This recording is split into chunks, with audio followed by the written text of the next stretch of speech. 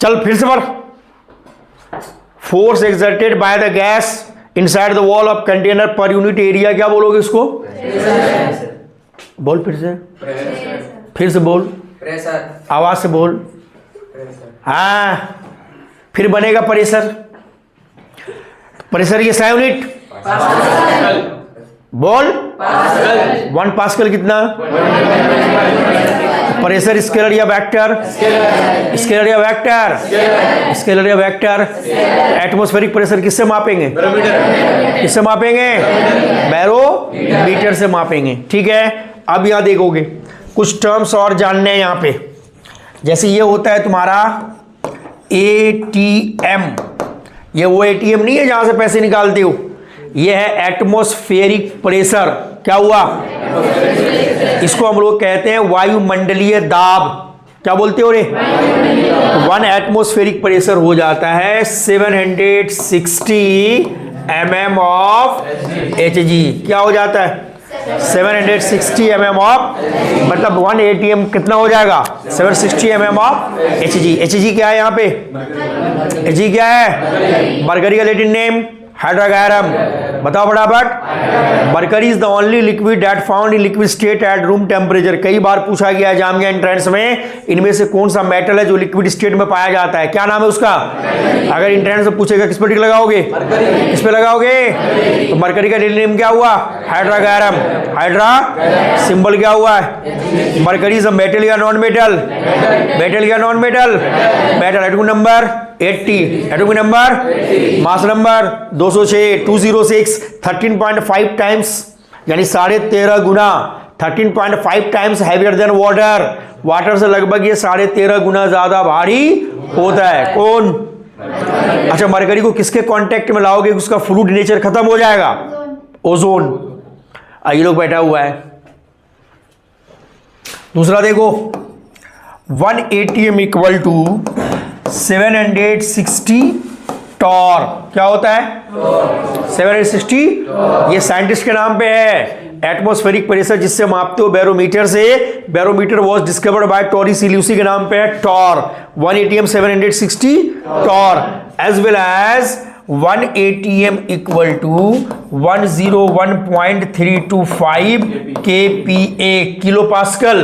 Kilo pascal. उसके साथ साथ 1 बार इक्वल टू 10⁵ पास्कल भी होता है। क्लियर है? अब यहां पे गौर करो कि अगर मान लो हम लोग किसी भी ऑब्जेक्ट को अगर हम पानी के अंदर मान लो डालते हैं, ये मान लो हमारे पास लिक्विड है और इस लिक्विड के अंदर हम लोग अगर मान लो किसी भी ऑब्जेक्ट को डालते हैं तो इस ऑब्जेक्ट के ऊपर जो फोर्स लगती है वो चारों डायरेक्शंस में वाटर लगाती है। कैसा लगाता है?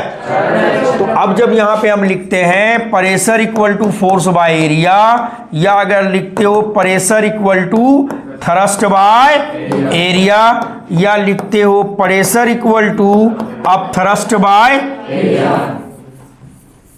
Pressure equal to upthrust by area. समझना है यहां पे? Pressure equal to thrust by area या आप थ्रस्ट बाय एरिया जब हम लोग लिखते हैं, इसका मतलब ये हुआ कि यहां पे जो फोर्स लग रही है वो 90 डिग्री के एंगल से। कितना? अगर कोई ऑब्जेक्ट परपेंडिकुलर फोर्स लगाएगा, कैसे लगाएगा? परपेंडिकुलर, मतलब 90 डिग्री के एंगल से लगाएगा, तो वहां पे क्या लिखते हो? थ्रस्ट या अप थ्रस्ट। थ्रस्ट या अप थ्रस्ट की भी SI यूनिट क्या होती है? न्यूटन। क्या होता है? न्यूटन। और ये कैसी क्वांटिटी है? वेक्टर। कैसी क्वांटिटी है? वेक्टर क्वांटिटी है। समझ में आया? तो यहां पर ध्यान रखना है कि अगर एरिया ज्यादा होता है तो प्रेशर कम लगता है। प्रेशर क्या लगता है? कम लगता है। समझ गए? और एरिया अगर कम होगा तो प्रेशर ज्यादा लगता है। इसलिए अगर जैसे तुम्हारा बैग है, स्कूल बैग, उसके स्टेप देखा होगा चौड़े होते हैं, इसलिए हम जब कंधे पे उसको रखते हैं तो हमें उसका वजन कम लगता है। समझ में आया? इसलिए उसके चौड़े बनाए जाते हैं। उस तरीके से जो पेन का नीब होता है, ये इसका एरिया कम होता है ताकि उसमें प्रेशर ज्यादा लगेगा, फोर्स, तुम उसको क्या कर सकते हो? आसानी से लिख सकते हो। उसी तरीके से नीडल का कॉन्सेप्ट है, जो बड़े बड़े डैम बनाए जाते हैं उसका एरिया ज्यादा होता है ताकि उसके ऊपर वाटर का प्रेशर कम लगे। इतनी बातें समझ में आया? तो यही जो तुम्हारा जो 90 डिग्री के एंगल से परपेंडिकुलर जो फोर्स लग रहा है, इसी को हम लोग कहते हैं थ्रस्ट, और इसी को बोला जाता है बयंट फोर्स। क्या बोला जाता है? जल्दी बोलो। बयंट फोर्स बोला जाता है। क्या बोला जाता है? बयंट फोर्स। क्या बोला जाता है? फिर से बोलो। बयंट फोर्स। और बयंट फोर्स जो है दो चीजों पे डिपेंड करती है, फैक्टर्स अफेक्टिंग बयंट फोर्स। क्या बोलोगे? Factors affecting buoyant force. अब यहां पे गौर करो, जब बात करोगे फैक्टर्स अफेक्टिंग बयंट फोर्स की, तो बयंट फोर्स को अफेक्ट करने वाले दो फैक्टर हैं। कितने? दो। इसको समझो। जैसे मान लो हमारे पास एक ये लिक्विड है और दूसरा हमारे पास एक ये लिक्विड है। क्लियर है? पॉइंट नंबर 1 समझो। अगर पेपर में पूछा जाता है which of the following factors that affect buoyant force या दैट अफेक्ट थ्रस्ट, ठीक है, तो कोई भी फ्लूइड जैसे वाटर है उसके अंदर किसी ऑब्जेक्ट को डालते हो तो वो उसके ऊपर कैसा फोर्स लगाता है? At right angle. कैसा लगाता है? Right angle. और वही फोर्स को हम बोलते हैं बयंट फोर्स। और यहां पे बयंट फोर्स कितनी बातों से अफेक्ट होगी? दो। कितने factors? There are 2 factors that affect the buoyant force. The first is that density of liquid. जल्दी बताओ क्या होगा? Density of liquid. Density of liquid, किसी भी लिक्विड की डेंसिटी, ये पहला फैक्टर है। और डेंसिटी निकालने का फॉर्मूला होता है मास बाय वॉल्यूम। क्या होता है? अगर तुमको किसी भी लिक्विड की डेंसिटी निकालनी है तो मास को डिवाइड कर दो किससे? मास को डिवाइड कर दो किससे? वॉल्यूम से डिवाइड कर दो। Understand that? इसका मतलब हुआ कि अगर किसी लिक्विड का डेंसिटी ज्यादा होगा, मान लो ये हमारे पास लिक्विड ए है और हमारे पास ये लिक्विड बी है, लिक्विड ए की डेंसिटी ज्यादा है लिक्विड बी से। मान लो लिक्विड ए की डेंसिटी ज्यादा है किससे? लिक्विड बी से। लिक्विड ए की डेंसिटी ज्यादा है किससे? लिक्विड बी से। तो इसका मतलब क्या हुआ? अगर मैं किसी ऑब्जेक्ट को लिक्विड ए में डालूंगा तो लिक्विड ए क्या करेगा? बी के कंपेयर में ज्यादा क्या लगाएगा? फोर्स लगाएगा। बात समझ में आया? तो इसका मतलब क्या हुआ कि as increases the density of a liquid the buoyant force also increases. Clear बात? द फर्स्ट क्लियर हो गया। अब आते हैं नंबर 2 पे। डेंसिटी की यूनिट समझ में आया रे? डेंसिटी का फॉर्मूला क्या हुआ बताना जरा? Mass by volume. और इसकी यूनिट हो जाएगी केजी पर मीटर क्यूब। क्या हो जाता है? केजी पर metre cube. The density is also scalar quantity. कैसी क्वांटिटी है? स्केलर क्वांटिटी है। अब देखना पॉइंट नंबर 2। पॉइंट नंबर 2 होता है volume of object. Volume of object. अगर सपोज करो यहां पर वॉल्यूम ऑफ ऑब्जेक्ट का मतलब क्या हुआ? वॉल्यूम या ऑब्जेक्ट का मतलब ये हुआ, सपोज दैट अगर मान लो किसी भी ऑब्जेक्ट को हम लिक्विड के अंदर डाल रहे हैं तो वो उसके वॉल्यूम पे डिपेंड करेगा, ना कि उस सॉलिड ऑब्जेक्ट के नेचर पे डिपेंड करेगा। इमेजिन करो हमारे पास एक आयरन का ऑब्जेक्ट है और हमारे पास एक वुड का ऑब्जेक्ट है। बताओ किसका ऑब्जेक्ट है? आयरन और वुड का बना हुआ ऑब्जेक्ट है। एक लकड़ी का ऑब्जेक्ट है बना हुआ और एक आयरन का बना हुआ ऑब्जेक्ट है। क्लियर है? बात समझ में आया? तो तुम्हारे दिमाग में ये बैठा हुआ रहेगा, अरे आयरन है भारी होगा, उस पर ज्यादा मतलब ज्यादा बेंड फोर्स लगेगा। ऐसा कुछ नहीं है। कहने का सेंस ये हुआ कि आयरन और वुड में जिसका वॉल्यूम ज्यादा होगा बेंड फोर्स उस पर ज्यादा लगेगी। बात समझ में आया?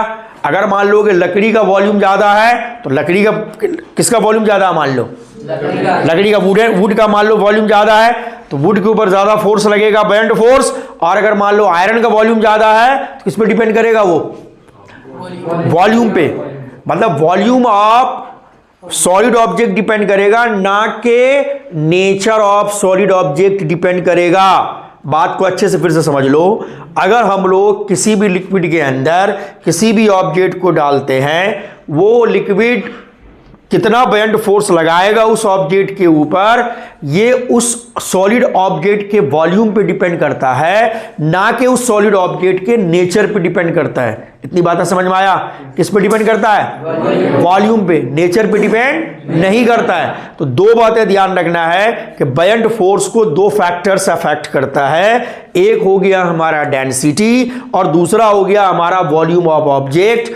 क्लियर है? जिस लिक्विड का जितना जैसे मान लो मरकरी है और वाटर है, मरकरी और वाटर है। अगर हम यहां पर मरकरी और वाटर को अगर हम कंपेयर करते हैं तो वाटर से ज्यादा डेंसिटी किसका है? मरकरी का। किसका है? मरकरी का। इसका मतलब क्या हुआ कि मरकरी जो है बयंट फोर्स ज्यादा लगाएगा देन कंपेयर टू वाटर। इतनी बातें समझ में आया? अगर मान लो तुम एक स्विमर हो और तुम जो है फ्रेश वाटर में तैरते हो, ठीक है, या तुम जो है समंदर सी वाटर में, मरीन वाटर में, किसमें? Marine water.